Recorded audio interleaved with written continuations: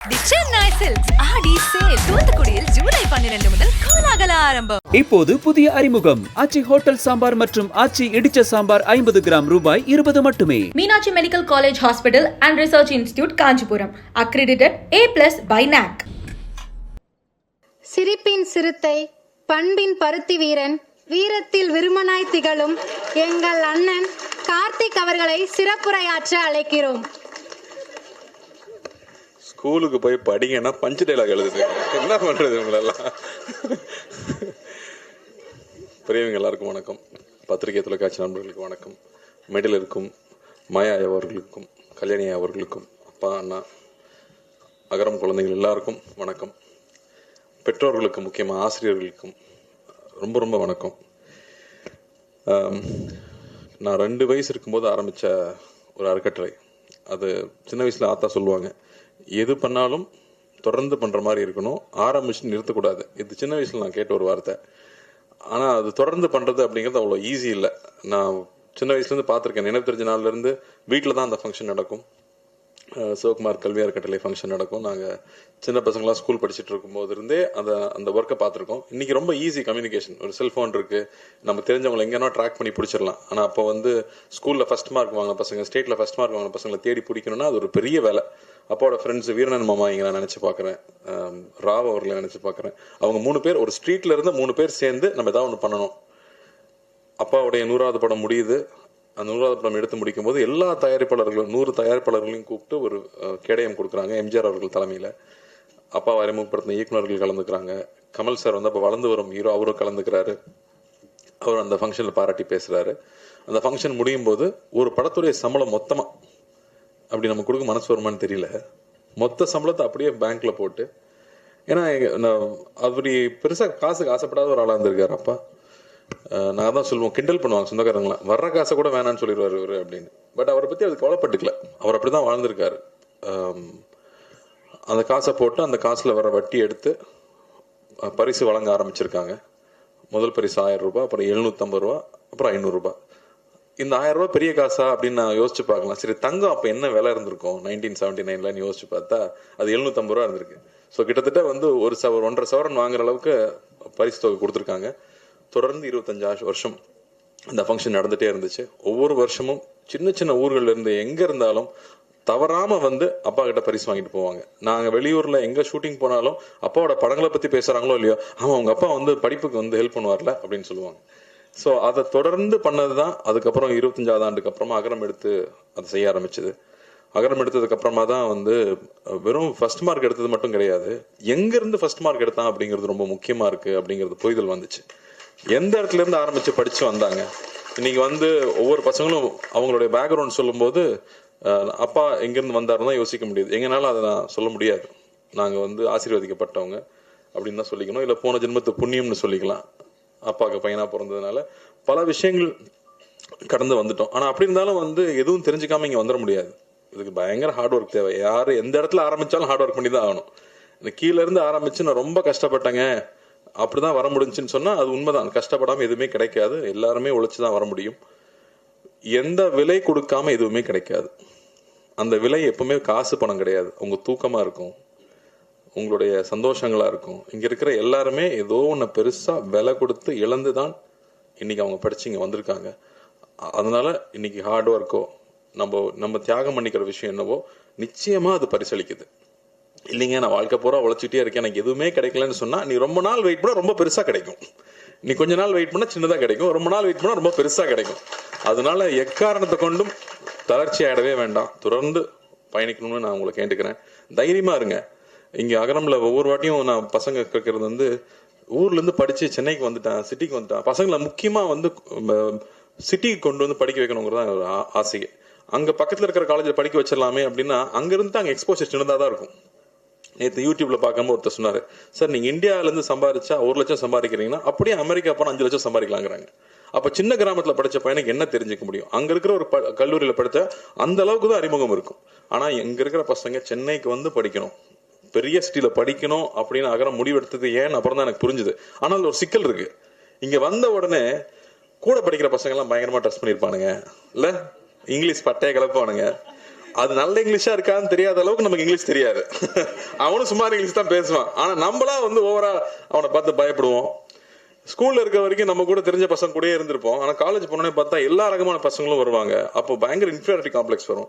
சிட்டில படிச்சுட்டு போன எனக்கே இன்ஃபீரியாரிட்டி காம்ப்ளெக்ஸ் வந்துச்சுன்னா அப்புறம் கிராமத்துல இருந்து படிச்சு வர பசங்க இன்ஃபீரியாரிட்டி காம்ப்ளெக்ஸ் இருக்காம போயிடுமா? தயவு செஞ்சு அதெல்லாம் வச்சுக்காதீங்க. 1 வருஷம் 2 வருஷம் கஷ்டமா இருக்கும். அதுக்கப்புறம் அவங்களோட பெட்டரா நீங்க ட்ரெஸ் பண்ணுவீங்க. ஏன்னா நான் பார்த்துருக்கேன், என் கூட படிச்ச பசங்க திருநெல்வேலிருந்து வருவானுங்க. அப்படியே நம்ம ட்ரெஸ்ஸிங் எல்லாம் பார்த்துட்டே இருப்பானுங்க. 3rd இயர் வரும்போது பார்த்தா நம்மளோட பெட்டரா ட்ரெஸ் பண்ணுவானுங்க. டே எங்கடா இதெல்லாம் வாங்குறீங்க அப்படின்னு கேட்டா அவன் அவ்வளவு ஷார்ப்பா இருப்பான். ஸோ எது வேணும்னு நீங்க ஃபிக்ஸ் பண்ணிட்டீங்கன்னா போதும். நான் இந்த அளவுக்கு ஸ்டைலா பேசணும், நான் இந்த அளவுக்கு இந்த சப்ஜெக்ட்ல ஷார்ப்பா இருக்கணும், இதுல தான் நான் அச்சீவ் பண்ண போறேன்னு ஒரு டார்கெட் ஃபிக்ஸ் பண்ணுங்க. டார்கெட் ஃபிக்ஸ் பண்ணாம இருந்தா எதுவுமே கிடைக்காது. என்ன வேணும் அப்படின்னு கேட்டா இங்க கிடைக்குது. இந்த பிரபஞ்சம் அதுதான் சொல்லுது. ஸோ என்ன வேணும் அப்படிங்கறத மட்டும் கிளியரா முடிவு பண்ணிட்டீங்கன்னா அப்புறம் உங்களுக்கு வந்து ஸ்டாப் பண்ற எதுவுமே கிடையாது. நீங்க பாட்டுக்கு போயிட்டே இருக்கலாம். ஏன்னா நான் 25 வயசு, எங்க அப்பா எனக்கு சொன்னது அதுதான், 25 வயசுக்குள்ள வாழ்க்கையில் என்ன பண்ண போறேன்னு முடிவு பண்ணிடு அப்படின்னாரு. நானும் 18 வயசுல இருந்து யோசிக்கிறேன் என்ன பண்றதுன்னே புரியல. எல்லாரும் வந்து நம்ம பையன் ஒருத்தன் வந்தானே, இங்க யாரு பிரசிடன்ட் நீ தானே, பேசிக்லி லைக் நான் அப்பவே தெரிஞ்சது இன்ஜினியர். அதை ஃபர்ஸ்ட் எதை கத்துக்கிறோமோ இல்லையா ப்ராஜெக்ட் டைப் பண்ணும்போது பேசிக்கலி லைக் வந்துடும். ஸோ நானும் உண்மை இன்ஜினியரிங் தான் படிக்க வச்சாங்க. எப்படி என்ன கனவுல எங்க அண்ணன் வந்து ஃபேக்டரி ஆரம்பிப்பாரு, அதுல போய் நாம அப்படி சின்ன முதலாளியா சேர்ந்துடலான்ற ஒரு நினைப்புல அது நடக்கல. அதுக்கப்புறம் என்ன பண்றதுன்னு தெரியல. அப்புறம் தான் சரி இதான் நீ வாழ்க்கையில முன்னுக்கு வரணும்னா படிச்சாகணும், நம்மளா ஒரு பாதையை தேர்ந்தெடுத்துக்கணும்னு போனேன்.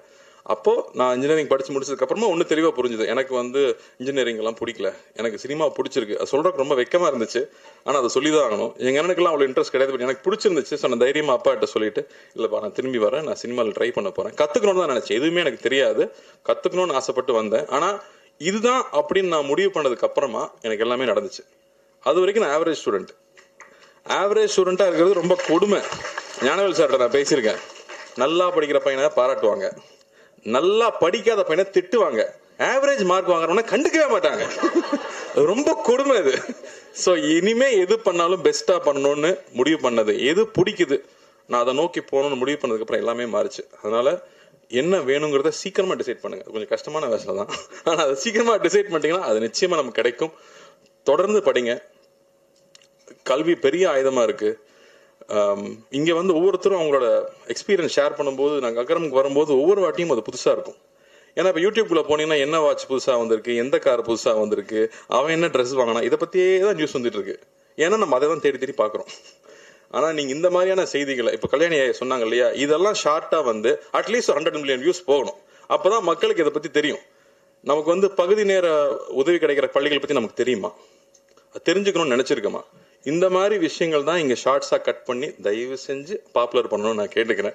ஏன்னா அதெல்லாம் மக்களுக்கு தெரிஞ்சுக்கணும். இல்லாட்டி நமக்கு என்னென்ன விஷயங்கள் இருக்கு சமுதாயத்துல நடக்குதுங்கிறது நமக்கு தெரியாம போயிடுது. ஸோ அது ரொம்ப அவசியம்னு பாக்குறேன்.